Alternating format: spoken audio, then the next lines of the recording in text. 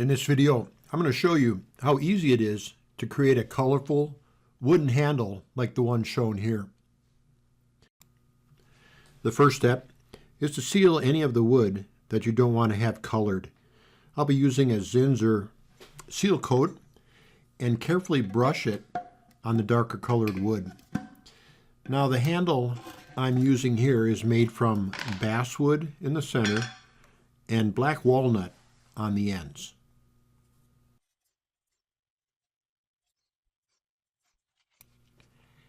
Seal coat is a shellac-based product that dries really quickly, so I'll apply 2 coats.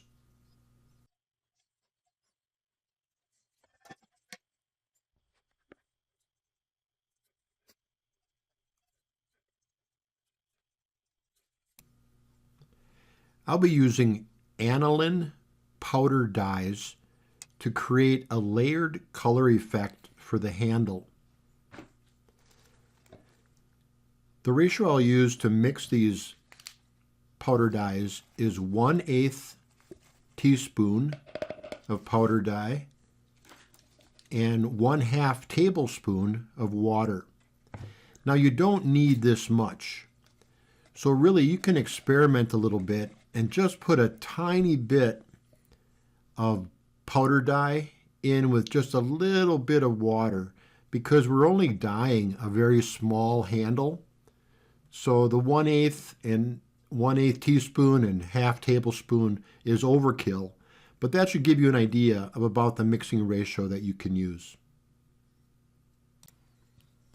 We'll start with a black dye, mix it up and use a brush to apply it to the handle, and then take a wet paper towel and work that over the dye to even it out.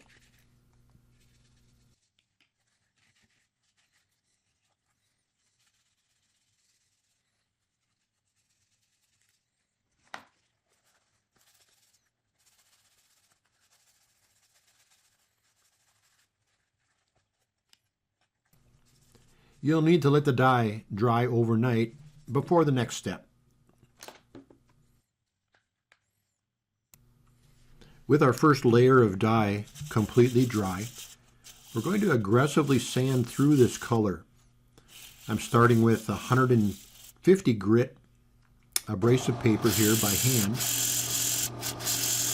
and I'm seeing that it's taking a little bit too much hard work for me, so I'm going to switch over to a flap disc, and the flap disc on my drill press is 120 grit.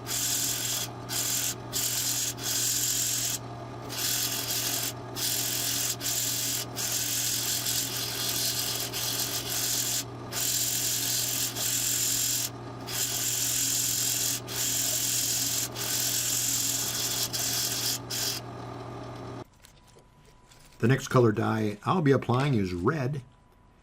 Mix it up the same way you did the black, and brush it on. Only this time, I'm not going to use a wet paper towel to even it out.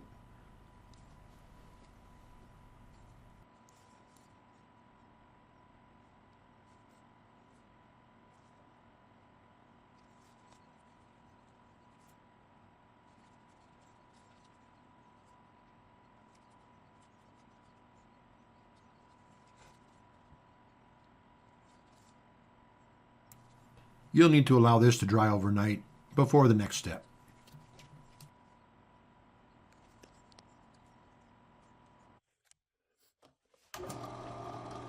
Now it's back to our flap disc, where we'll do some sanding through that red color we just applied. Now this is the step where you want to determine how much of the red you're going to sand through. Every place you sand through the red and apply your next color, which is going to be yellow, will leave an orangish color. So this is where you create the layered effect of the coloring. The more you sand off, the more yellows and oranges you're going to see.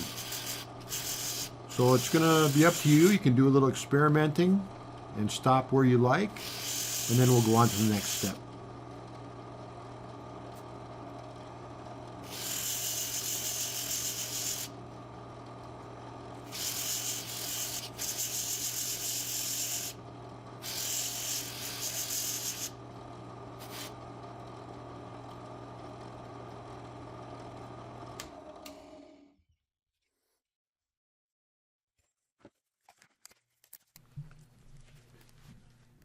Yellow is the final color that we'll be applying.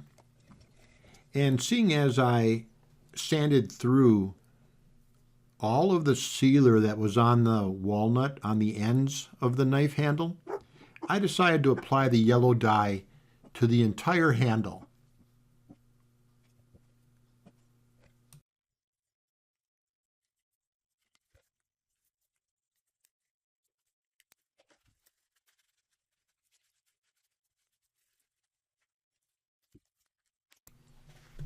I didn't like the way the black walnut looked with the yellow dye in it, so I decided to add a little dark walnut gel stain. This applied with a brush, and then you let it dry overnight. And after this black walnut dried, it was okay, but I switched it up and I wanted to go even darker to create more contrast between the ends and the handle. So I used a black gel stain instead, and that'll be the finished color. I won't show it in the video, but that's what I did so you know the results that I got.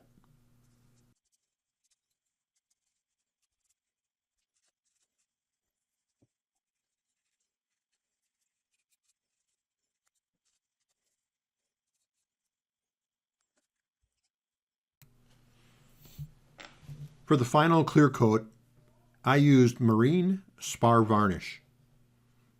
I brushed on 3 coats with a light sand between each coat. After the 3rd coat had dried completely, I buffed it out using an 8-inch cotton buffing wheel, and then I applied a final coat of wax.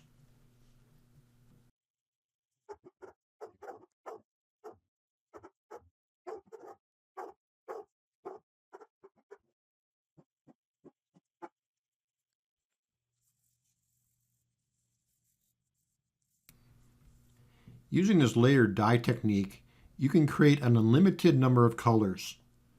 The aniline dyes that I ordered came with blue, turquoise, green, aqua, all combined with yellows and orange or reds.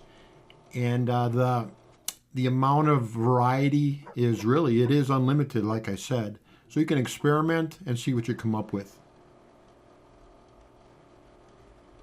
I hope you enjoyed this video and really see how easy it is to create something that's truly beautiful and very usable.